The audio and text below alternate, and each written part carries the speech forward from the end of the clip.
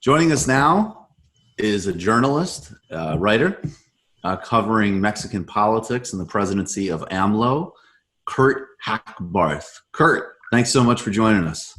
Thanks for having me on. It's a pleasure. Kurt, we're going to get into the specifics around Corona and what's happening now with AMLO. But I want to start with a piece that you wrote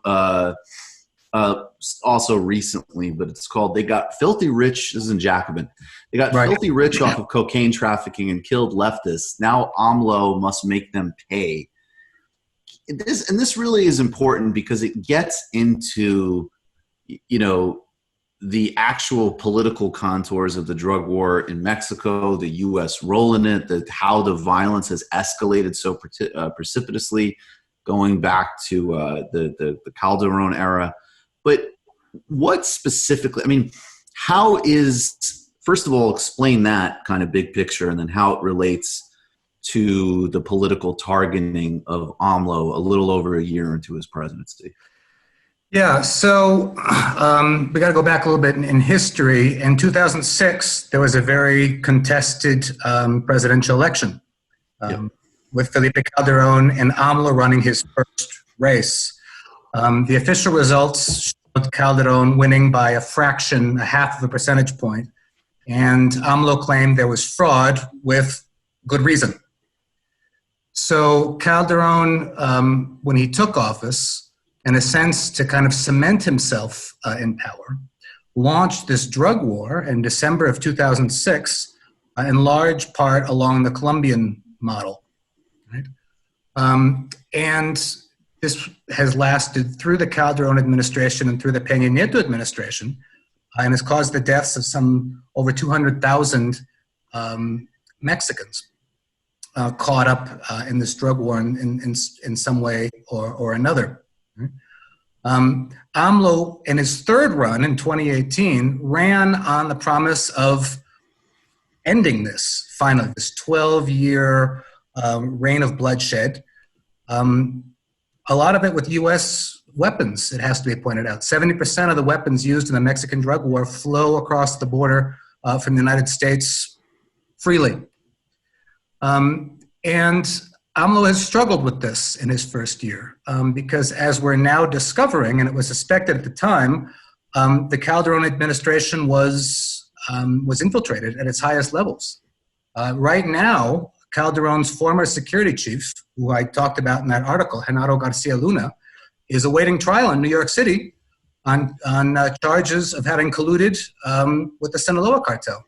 So we're at the prospect of cabinet members in the Calderon administration having been in collusion with the Sinaloa cartel the whole time that they were trying to sell this idea of a drug war to the Mexican public and the international public. And it also became a means to suppress social movements and workers' movements and other things.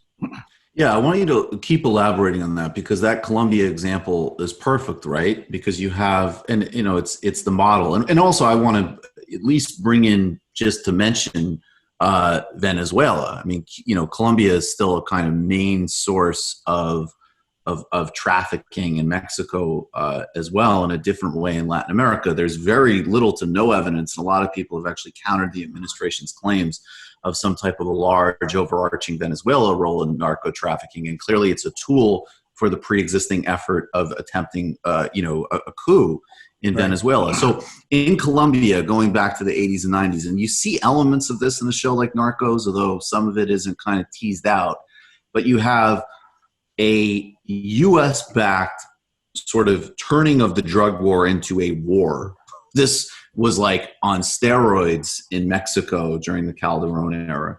Right. Then you have the element of different administrations, sort of like you talked about the connections potentially with the Sinaloa cartel. There's some reporting of the DEA and other agencies playing kind of similar roles, similar double games like that. And so and again, just to parallel it with Colombia, you did have that dynamic for several years where at the bare minimum, it's like just not contestable that Colombian and U.S. Forces were at the very least allowing the Cali cartel to do this like ultra dirty war against Pablo Escobar. Obviously, Escobar was extraordinarily dirty too, but the point being that there was, at the very least, informal collaboration with what would become the world's biggest drug cartel. So is that all basically getting replayed over the last several years in Mexico? And did AMLO specifically say that in addition to social justice and, into social democratic reforms, that he would actually change that dynamic, both in terms of U.S. foreign policy and Mexican internal interests? They've talked in specific terms about what's called the Colombianization of Mexico.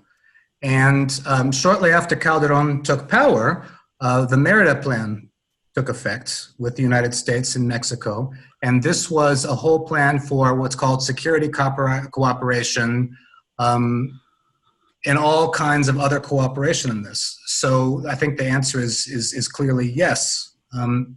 I think something else that's not to be overlooked here is that this was at the exact same time, a period when Mexico was desperately trying to privatize its oil company, Pemex, which tried to do, and the following president, Peña Nieto, succeeded in doing, at least in part. So I think another thing to look at is this connection between drug wars, in quotes, and opening up countries for exploitation of minerals and natural resources. And that we saw in Colombia, and that we're seeing again in Mexico. Now, AMLO did run very specifically on a pledge to stop the violence. That was a very clear part of his program in 2018 of bringing this to an end. Now, it's been a real challenge, and the levels of violence have continued, to be honest.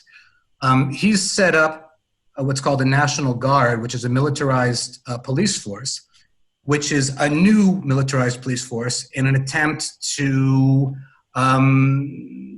combat the corruption and the infiltration of existing forces.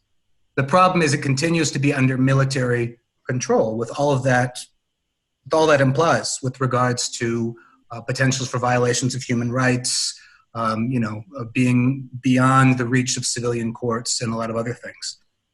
When Donald Trump threatened tariffs against Mexico, AMLO then readily dispatched a lot of these troops from the National Guard down to the border of Colombia, and it's now being used more to try to stop the flow of immigrants. Right.